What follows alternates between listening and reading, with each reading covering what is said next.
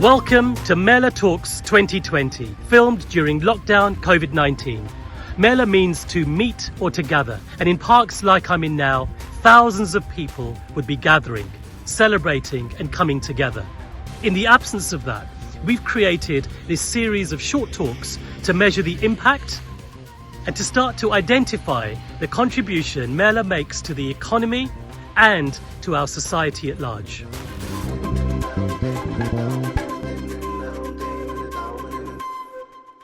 Hi Julian, it's really great to see you. How are you doing? I'm all right. Good to see you too, Nav. Julian, the London Mela has had such an impact on the city of London. What, in your view, are some of the things that you're proudest of? Well, in 2019, we got best live events of the year at the Asian Media Awards. That was a big moment. Probably prouder than that is how we've been a platform for people, a sort of, if you like, in terms of talent development. And one of our team kind of encapsulates that because he's a guy called Sachin Katani. He started off with us, I think, age 7 as a tabla player in a commission between a tabla school from Southall and Bobby Friction, who at that time was a very cool Radio 1 DJ. He decided to do a degree in music management, and then he became part of our programming team, first as an apprentice with some emerging talent money we got from the Arts Council, and now he's a sort of permanent member of our team. So I think he kind of encapsulates, I think, the Mela at its best, in that we've provided platforms for people over a long period of time.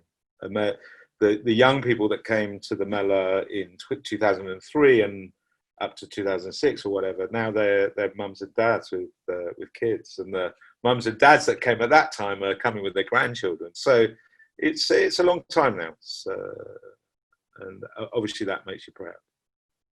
And how are you doing at this time with COVID-19? What impact has that had on you?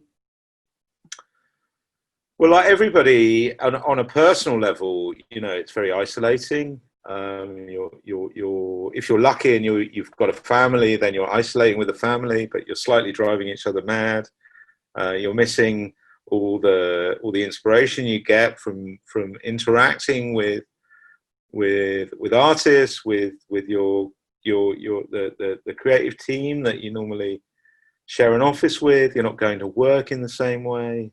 You're having to adapt what you do to work in the digital realm.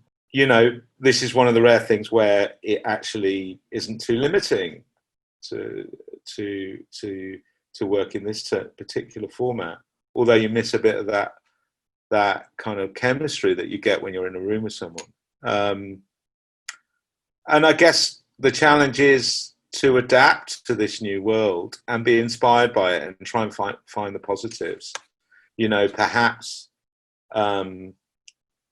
post-COVID-19, when hopefully we do eventually return to some sort of normality that looks like the world that we took for granted, that we will have developed some new ways of enabling people to participate, those who aren't able to leave their homes because of disability or because of geographical distance or because of the money they've got in their pocket isn't enough for them to go out.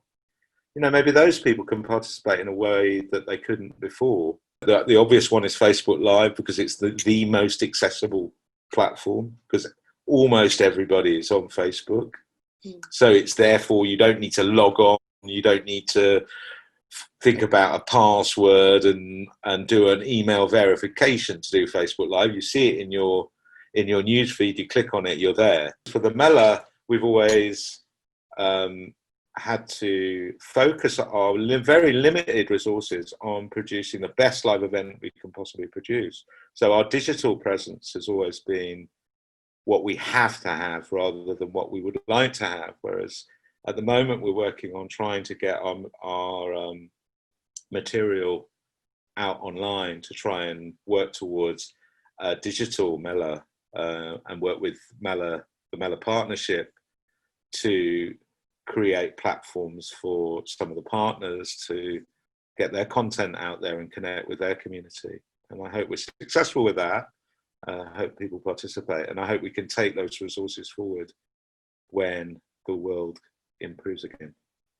Thank you so much, Julian, for coming on Mela Talks. It's been a real pleasure to speak with you.